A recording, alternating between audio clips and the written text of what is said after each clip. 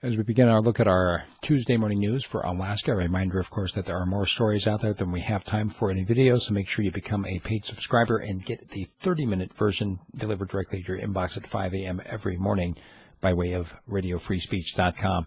An 18-year-old was arrested in connection with that shooting at the Carr's grocery store in Anchorage that we mentioned yesterday.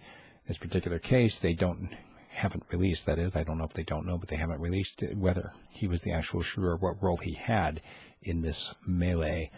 Also, the House of Representatives has approved a bill that would restore permanent fund dividends to those who are wrongly convicted.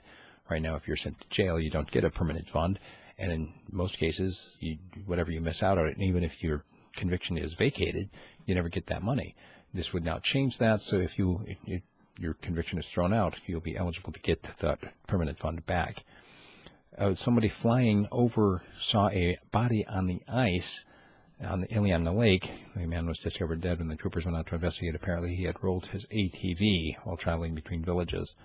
A new panel is suggesting solutions for borough smoke pollution in the Fairbanks area, including outright banning of old stoves, also requirements for wood storage, banning the selling of wet wood, and, interestingly enough, looking at restrictions on heating oil as well. The commercial marijuana ban has been lifted by the Kodiak borough, although the city of Kodiak, where most of the people on the island live, still has a ban in effect. An off-duty firefighter helped get a duplex fire under control in Anchorage over the weekend. Apparently, by the time they got there, the man working by himself already had it under control. It had gone on the upside of the building and then into the attic. And a reminder, of course, to keep combustibles away from your house. There was a man critically injured in a stabbing in Juneau, apparently out in an area where there was a beach party on Saturday night. The man was injured so badly that they had to medevac him down to Seattle. No word on his condition.